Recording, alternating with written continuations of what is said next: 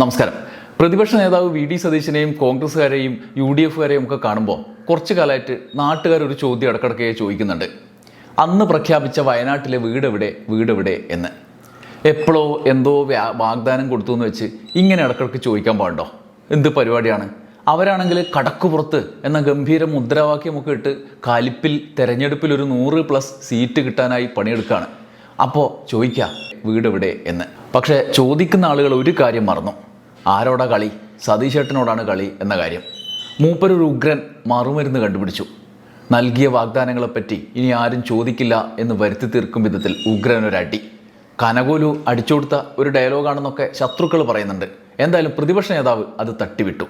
വയനാട്ടിലെ വീട് ഞങ്ങളുടേതല്ലേ, അവിടെ കാണുന്ന വീടെല്ലാം ഞങ്ങളുടേതല്ലേ എന്ന്. ഞങ്ങള് പ്രഖ്യാപിച്ച പല കാര്യങ്ങളും ചെയ്ത് നീ ഒളിച്ചിരിക്കായിരുന്നല്ലേടാ? ഒരു അലട്ടലും ഇല്ല. ഈ കടപ്പുറത്ത് ആദ്യമായി ഒരു ബോട്ട് വന്നിറങ്ങി എത്ര രൂപ ലേലം കൊള്ളുന്ന വിചാരം? 1.5 ലക്ഷം രൂപ. കാശൊക്കെ പിടിച്ചോ. പണം കൈമാറി. ഒന്ന്, എന്നാലും കാശ് ബാക്കി നിൽക്കിയല്ലേ? രാഹുൽ ഗാന്ധി ഇടപെട്ട് കർണാടക ഗവൺമെന്റിനെ കൊണ്ട് ചെയ്യിപ്പിച്ച 100 വീടുകളുടെ പണം കൈമാറി. കൂടി വന്ന 24 മണിക്കൂറേ ബാക്കി നിൽക്കുന്നുള്ളൂ. നാളെ രാവിലെ എന്റെ ബോട്ടാണ് ആദ്യം എടുക്കാൻ പോകുന്നത്. അപ്പോഴും കിട്ടും 1.5 ലക്ഷം രൂപ. അതും വൈകുന്നേരം ഞങ്ങൾക്ക് തരും. യൂത്ത് കോൺഗ്രസ് കളക്ട് ചെയ്ത 1,05,00,000 രൂപ അത് KPCC-ക്ക് കൈമാറും. അപ്പൊ എത്ര രൂപയായി? അപ്പൊ എത്ര? 200 വീടായി. ആകെ 400 വീടേ ഉള്ളൂ. 3 ലക്ഷം രൂപയല്ലോ. ഇനി ഞങ്ങളുടെ സ്ഥലം കിട്ടാൻ അടുത്ത ആഴ്ച ഞങ്ങളുടെ രജിസ്ട്രേഷൻ ആണ്. ഞാൻ എത്ര തരാനുണ്ട്? 2.25 ലക്ഷം. അപ്പൊ 300 വീടാവും. അപ്പൊ ആകെ 400 വീടേ നിർമ്മിക്കേണ്ടേ ഉള്ളൂ. ബാക്കി എത്ര? 25,000 രൂപ. സാബ് ഇപ്പൊ ഇങ്ങോട്ട് തരണം. എപ്പ തരും? അപ്പൊ സർക്കാർ ബാങ്കിലിട്ടിരിക്കുന്ന 742 കോടി രൂപ എപ്പ തരും? ഞാൻ തരാം. തരാന്ന് പറഞ്ഞാൽ എപ്പ തരും എന്ന് പറയാ. ഞങ്ങളുമായി ബന്ധപ്പെട്ട് പറഞ്ഞ 300 വീട് അവിടെ വരും. എന്റെ കാശിന് വിലയൊന്നുമില്ലേ? എന്താ ഇത്? ഓക്രിത്രം പറഞ്ഞാണല്ലോ. എന്തല്ലേ? അപ്പൊ ഈ പറഞ്ഞ വീട് ഏത് വീടാണിപ്പാ? എല്ലപ്പാ KPCC-യുടെ വീട് എവിടെ? ഇനി ഞങ്ങളുടെ സ്ഥലം കിട്ടാൻ അടുത്ത ആഴ്ച ഞങ്ങളുടെ രജിസ്ട്രേഷൻ ആണ് സ്ഥലത്തിന്റെ. ആ രജിസ്ട്രേഷൻ കഴിഞ്ഞാൽ ഉടൻ തന്നെ 10 ദിവസത്തിനുള്ളിൽ പ്ലാൻ അംഗീകരിച്ച് ഞങ്ങളുടെ നിർമ്മാണ പ്രവർത്തനം ഞങ്ങൾ തുടങ്ങും. അപ്പൊ യൂത്ത് കോൺഗ്രസിന്റെ വീടോ? അപ്പൊ യൂത്ത് കോൺഗ്രസിന്റെ കാര്യം പറയും. യൂത്ത് കോൺഗ്രസ് കളക്ട് ചെയ്ത 1,05,00,000 രൂപ അത് KPCC-ക്ക് കൈമാറും അടുത്ത ദിവസം. അല്ലപ്പ രാഹുൽ ഗാന്ധിന്റെ വീടോ? രാഹുൽ ഗാന്ധി ഇടപെട്ട് കർണാടക ഗവൺമെന്റിനെ കൊണ്ട് ചെയ്യിപ്പിച്ച 100 വീടുകളുടെ പണം കൈമാറി. അല്ല, അത് കർണാടക സർക്കാരിന്റെ പണല്ലേ? കർണാടക സർക്കാർ എന്ന് പറഞ്ഞാൽ കോൺഗ്രസ്സുകാർ മാത്രം, അവിടുത്തെ പല പാർട്ടിക്കാരെ നാട്ടുകാരുടെ ജനങ്ങളുടെ സർക്കാരല്ലേ? ഞങ്ങള് പ്രഖ്യാപിച്ച പല കാര്യങ്ങളും ചെയ്ത്. അപ്പൊ ശരിക്കും KPCC-യുടെ വീടോ? ഈ പ്രഖ്യാപിച്ച 100 വീടുകളുടെ സ്ഥലം ഏറ്റെടുത്ത് നിർമ്മാണ പ്രവർത്തനം തുടങ്ങി. അല്ലപ്പ അപ്പൊ നിങ്ങളെ വീട് എവിടെ? അപ്പൊ 300 വീടാവും. അപ്പൊ ആകെ 400 വീടേ നിർമ്മിക്കേണ്ടേ ഉള്ളൂ. അപ്പൊ 300 വീട് നിർമ്മിക്കുന്നത് UDF-ആയിട്ട് ബന്ധപ്പെട്ട് കോൺഗ്രസുമായിട്ട് ബന്ധപ്പെട്ടാണെന്ന് മനസ്സിലാക്കിയാൽ മതി. എപ്പോഴായിരിക്കും ഈ 300 വീട് കൊടുക്കുക? ഞങ്ങളുമായി ബന്ധപ്പെട്ട് പറഞ്ഞ 300 വീട് അവിടെ വരും. അപ്പൊ ഉടനെ ഇല്ല. അല്ല, അത് ഞാൻ സർക്കാർ ഒരു കൊല്ലം എടുത്തു ഭൂമി കണ്ടെത്താൻ വേണ്ടി. ഈ പ്രഖ്യാപിച്ച 100 വീടുകളുടെ സ്ഥലം ഏറ്റെടുത്ത് നിർമ്മാണ പ്രവർത്തനം തുടങ്ങി. അത് മുസ്ലിം ലീഗിന്റെ വീടല്ലേ? അല്ല, അത് ഞാൻ സർക്കാർ ഒരു കൊല്ലം എടുത്തു ഭൂമി കണ്ടെത്താൻ വേണ്ടി. ഇത് ആകെ പ്രാന്താവുമല്ലോ. അപ്പൊ എത്ര? 200 വീടായി. ആകെ 400 വീടേ ഉള്ളൂ. അല്ല സതീശേട്ടാ, അപ്പൊ ആകെ എത്ര വീടാണ്? 300 വീട് നിർമ്മിക്കുന്നത് UDF-ആയിട്ട് ബന്ധപ്പെട്ട് കോൺഗ്രസുമായിട്ട് ബന്ധപ്പെട്ടാണെന്ന് മനസ്സിലാക്കിയാൽ മതി. എല്ലാം ക്ലിയർ ആണ്. എന്താല്ലേ, ഇതാ ഞാൻ പറഞ്ഞത്, സതീശേട്ടനോട് കളിച്ചാൽ ഇങ്ങനെ ഇരിക്കുന്നു. യഥാർത്ഥത്തിൽ വയനാട്ടിൽ 400 വീടാണോ ആകെ പണിയുന്നത്? അല്ല, സർക്കാരിന്റെ ടൗൺഷിപ്പിൽ മാത്രം ഇതുവരെ പ്രഖ്യാപിച്ചത് 410 വീടുകളാണ്. ആ പദ്ധതിയിൽ പങ്കെടുക്കാതെ ലീഗിന്റെ 100ഉം കോൺഗ്രസിന്റെ 100ഉം രാഹുൽ ഗാന്ധിയുടെ 100ഉം യൂത്ത് കോൺഗ്രസിന്റെ 100ഉം എന്ന വീട് പ്രഖ്യാപനത്തിൽ വിശ്വസിച്ച് സർക്കാരിന്റെ വീട് വേണ്ടാന്ന് വെച്ച് അവിടുന്ന് വാഗ്ദാനം ചെയ്യുന്ന വീട് സ്വീകരിച്ചില്ലെങ്കിൽ വാഗ്ദാനം ചെയ്യുന്ന 15 ലക്ഷം രൂപ പണവും വാങ്ങിപ്പോയ ദുരിതബാധിതരുണ്ട്. അവർക്കായി കിട്ടും എന്ന് പറഞ്ഞ വീടിന്റെ പ്രതീക്ഷയെയാണ് പ്രതിപക്ഷ നേതാവ് ഇമാതിരി വർത്തമാനത്തിലൂടെ പരിഹസിച്ചത്. സർക്കാർ പദ്ധതി കൂടാതെ സ്വതന്ത്രമായി വീട് വെച്ച് നൽകും എന്നായിരുന്നു കോൺഗ്രസിന്റെ നിലപാട്. 100 വീട് സ്ഥലം ഏറ്റെടുത്ത്, അതായത് വാങ്ങിച്ച് വെച്ചു കൊടുക്കും എന്നതായിരുന്നു കോൺഗ്രസിന്റെ പ്രഖ്യാപനവും. യൂത്ത് കോൺഗ്രസിന്റെ 30 വീടും അതിനൊപ്പം ചേർന്നു. അങ്ങനെ അതുമാത്രം ആകെ 130 വീടാണ് കോൺഗ്രസ് ഇവിടെ വെച്ചു കൊടുക്കുക എന്ന് നേരത്തെ പ്രഖ്യാപിച്ചു. പിന്നാലെ രാഹുൽ ഗാന്ധി 100 വീട് വാഗ്ദാനം ചെയ്തു. കർണാടക സർക്കാർ 100 വീട് വാഗ്ദാനം ചെയ്തു എന്നത് ശരിയാണ്. കോൺഗ്രസിന്റെ സർക്കാർ ആണ് എന്നതുകൂടി ശരിയാണ്. എന്നാൽ അവിടുത്തെ പണം കോൺഗ്രസിന്റെ മാത്രമല്ല, കർണാടക ജനതയുടേതാണ്. മറ്റൊരു സംസ്ഥാനത്ത് ഒരു പ്രശ്നം വന്ന് കേരള സർക്കാർ സഹായം നൽകിയാൽ അത് CPM-ന്റെ സഹായമാണെന്ന് പിണറായി വിജയനോ അല്ലെങ്കിൽ ഗോവിന്ദ മാഷോ പറഞ്ഞാൽ എന്തായിരിക്കും സ്ഥിതി? അങ്ങനെയല്ല, അത് കേരളത്തിന്റെ സഹായമാണ്. ഇവിടുത്തെ കോൺഗ്രസ്സുകാരുടെയും BJP-കാരുടെയും CPM-മാരുടെയും എല്ലാ പാർട്ടിക്കാരുടെയും എല്ലാ ജാതി മതസ്ഥരുടെയും ഓരോ പൗരന്റെയും പണമാണ്. അതുപോലെയാണ് കർണാടക സർക്കാരിൻ്റെ കാര്യം. എന്തായാലും അതവിടെ നിൽക്കട്ടെ. വി.ഡി. സതീശൻ്റെ വാദത്തിനൊപ്പം നിന്നാൽ തന്നെ ആകെ അവർ പറഞ്ഞിരിക്കുന്ന വീട് എത്രയാണ്? 230 പാർട്ടി വീട് പ്ലസ് 100 കർണാടക സർക്കാർ വീട്, അങ്ങനെ ആകെ 330 വീട്. അതുകൂടാതെ മുസ്ലിം ലീഗിൻ്റെ 100 വീട്, അങ്ങനെ 430 വീടാണ് UDFൻ്റെ അവകാശവാദം. ഈ കണക്കൊക്കെ വെച്ചാൽ ബാക്കി 100 കർണാടകത്തിൻ്റെ മാറ്റിയാൽ 330 വീട്. നാട്ടുകാരിൽ നിന്ന് ഇതിൻ്റെ പേരിൽ പണപ്പിരിവെല്ലാം നടത്തി. എല്ലാം കഴിഞ്ഞപ്പോൾ അവർ പറഞ്ഞു രാഹുലിൻ്റെ വീടും KPCCയുടെ വീടും സെയിമാണ് എന്ന്. അങ്ങനെ 100 പോയി.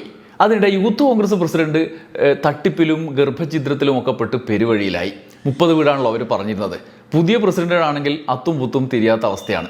സർക്കാരിൻ്റെ വീട് ഏതാ, യൂത്ത് കോൺഗ്രസ് പറഞ്ഞ വീട് ഏതാന്ന് ഇതുവരെ ഒരു പിടുത്തവും കിട്ടിയിട്ടില്ല. ഒടുക്കം അവർ പ്രഖ്യാപിച്ചു ഞങ്ങളുടെ 30 വീട് KPCCയുടെ 100ലാണ്, ഞങ്ങൾ പൈസയൊക്കെ അങ്ങോട്ട് കൊടുക്കുകയാണ്, പിരിച്ച പൈസയൊക്കെ അങ്ങോട്ട് കൊടുക്കുകയാണെന്ന് പറഞ്ഞു. അങ്ങനെ ആ 30ഉം ഷൂ ആയി. ഇപ്പം പറയുന്നു കർണാടക സർക്കാരിൻ്റെ വീട് കോൺഗ്രസിൻ്റെ വീടാണ് എന്ന്. ഇനിയിപ്പോൾ KPCCയുടെ 100 വീട് കർണാടക സർക്കാരിൻ്റെ വീട്ടിൽ പെട്ടു എന്ന് പറയുമോ എന്നുള്ളതാണ്. അതായത് KPCCയുടെ 100 വീട്, രാഹുൽ ഗാന്ധിയുടെ 100 വീട്, യൂത്ത് കോൺഗ്രസിൻ്റെ 30 വീട്, ഇതെല്ലാം കൂടി ഇപ്പോൾ KPCCയുടെ ഒരു 100 വീടിൻ്റെ കണക്കിലാണുള്ളത്. ഇനി കുറേ കഴിയുമ്പം കർണാടക സർക്കാരിൻ്റെ 100 വീടാണ് ഈ 100 വീട് എന്ന് പറയുമോ എന്നുള്ളത് മാത്രമാണ് എൻ്റെ ഒരു സംശയം. എന്തായാലും ആകെ കൂട്ടിയും കുറച്ചും പറഞ്ഞാൽ ഒരു 100 വീടിൻ്റെ കണക്ക് സതീഷ് ചേട്ടൻ്റെ കയ്യിൽ ബാക്കി കാണണം. ഇതേ സമയമാണ് ലീഗുകാർ അപ്പുറത്ത് സ്ഥലമെടുത്ത് പണി തുടങ്ങിയത്. അതാണ് ആകെ ബാക്കിയുള്ളതായി അവരുടെ അവകാശവാദത്തിൽ ഉള്ളത്. ഇനി ആ പണി കഴിയുമ്പോൾ ഇതാണ് UDFൻ്റെ വീടുകൾ എന്ന് ചൂണ്ടിക്കാണിക്കാൻ പ്രതിപക്ഷ നേതാവ് യൂത്ത് കോൺഗ്രസ്സുകാരെയും രാഹുൽ ഗാന്ധിയെയും ഒക്കെ കൂട്ടി വരുമോ എന്നതാണ് ഞാൻ ഉറ്റുനോക്കുന്നത്. അപ്പോൾ പിന്നെ എല്ലാം കൂടി അവിടെ കഴിച്ചലാക്കാലോ. മുഖ്യമന്ത്രിയുടെ ദുരിതാശ്വാസ നിധിയിലും സർക്കാരിൻ്റെ ടൗൺഷിപ്പിലും പങ്കെടുക്കാതെ സ്വതന്ത്ര ദുരിതാശ്വാസം എന്ന് പ്രഖ്യാപിച്ച് വീടിൻ്റെ എണ്ണവും പറഞ്ഞ് നാടുനീളെ നടന്ന് പൗരരിൽ നിന്ന് പണം പിരിച്ചു, കോടികൾ പിരിച്ചു.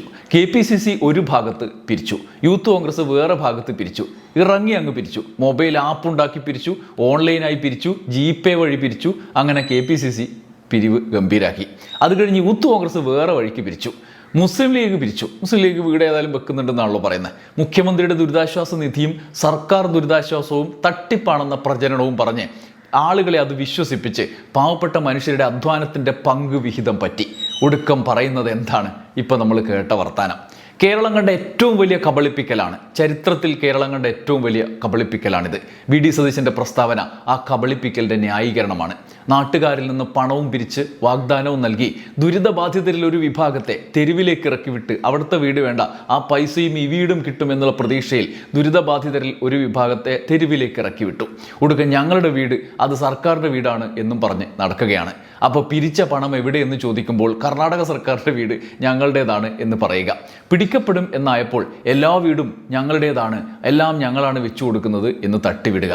ശരിക്കും കോൺഗ്രസ് എത്ര വീടാണ് നൽകുന്നത്? എവിടെയാണ് നൽകുക? എന്താണ് പദ്ധതി?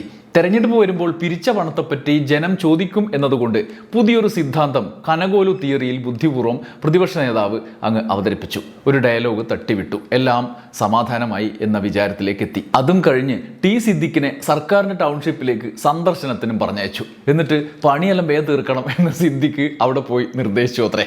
ഇത്ര നാളും ടൗൺഷിപ്പ് പദ്ധതി ഒന്നും നടക്കാൻ പോകുന്നില്ല എന്നും പറഞ്ഞ് ഞങ്ങൾ സ്വന്തമായി എല്ലാം ചെയ്യും എന്നും പറഞ്ഞ് വീയും പഠിച്ച് നടന്നവരുടെ ഇപ്പോഴത്തെ ഗതിയാണിത്, സ്ഥിതിയാണിത്. തെരഞ്ഞെടുപ്പിന് തൊട്ടു മുമ്പ് തടി കഴിച്ചലാക്കാൻ കണ്ടെത്തിയ മാർഗം കനകോലുവിൻ്റെ കുറുക്കുവഴി ആകാൻ തന്നെയാണ് ഇതിൻ്റെ പിന്നിലുള്ള ബുദ്ധി. ഏതെങ്കിലും PR വിരുദ്ധന്മാരല്ലാതെ ഇമാതിരി ഒരു വഴി പറഞ്ഞു കൊടുക്കില്ല. എന്തായാലും ഇതൊക്കെ മുൻകൂട്ടി കണ്ട് മറ്റൊരു വിരുദ് കൂടി കനകോലു പുറത്തെടുത്തിട്ടുണ്ടത്രേ. കടക്കുപുറത്ത് എന്ന തെരഞ്ഞെടുപ്പ് പ്രചരണ മുദ്രാവാക്യം. എന്തുകൊണ്ടാണ് കടക്കുപുറത്ത് എന്ന വാക്ക് ഈ തെരഞ്ഞെടുപ്പിൻ്റെ മുഖ്യ മുദ്രാവാക്യമാക്കി കോൺഗ്രസ് തിരഞ്ഞെടുക്കുന്നത്? അതിൻ്റെ ഉത്തരം കൂടിയാണ് വയനാട് ദുരിതാശ്വാസ നടപടി. ഒരു തെരഞ്ഞെടുപ്പിനെ നേരിടുമ്പോൾ പ്രതിപക്ഷത്തിൻ്റെ പ്രാഥമികമായ ഉത്തരവാദിത്തം എന്താണ്? അല്ലെങ്കിൽ തെരഞ്ഞെടുപ്പിൽ പ്രചരണത്തിലെങ്കിലും നൽകേണ്ട വാഗ്ദാനങ്ങളുണ്ടല്ലോ, അതെന്താണ് പ്രാഥമിക വാഗ്ദാനം?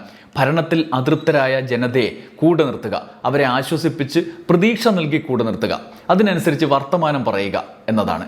എന്നാൽ നശീകരണാത്മകമായ അർത്ഥത്തിൻ്റെ സമതലം ഉൽപ്പാദിപ്പിക്കുന്ന ഒരു വാക്ക് അവർക്ക് മുന്നിൽ വെച്ച് കബളിപ്പിക്കുകയാണ് ഇപ്പോൾ കടക്കുപുറത്ത് എന്ന ഒരു മുദ്രാവാക്യം കൊണ്ട് അവർ ചെയ്യുന്നത്.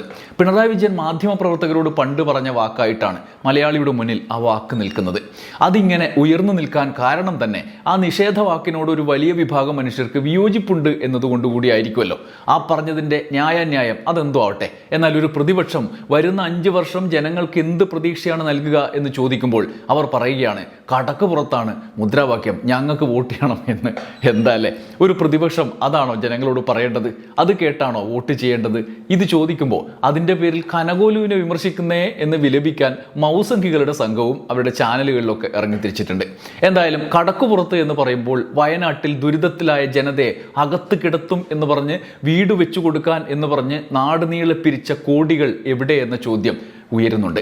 യൂത്ത് കോൺഗ്രസ് പിരിച്ച പണം എവിടെ? അവർ പറഞ്ഞ 30 വീട് എവിടെ?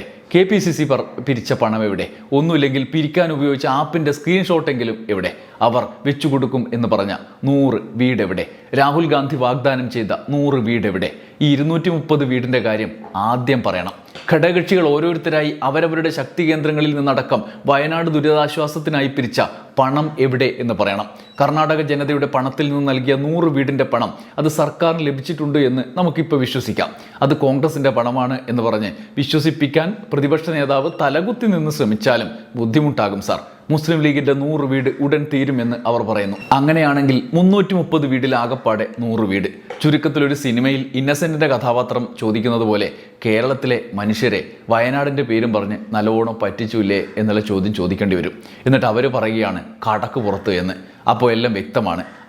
ആരോടാണ് എന്നും എന്ത് എങ്ങോട്ടാണ് പറയുന്നത് എന്നും ഒക്കെ വ്യക്തമാണ്. പുറത്തിരിക്കേണ്ടവർ പുറത്തിരിക്കട്ടെ. കടക്ക് പുറത്ത്. നന്ദി, നമസ്കാരം.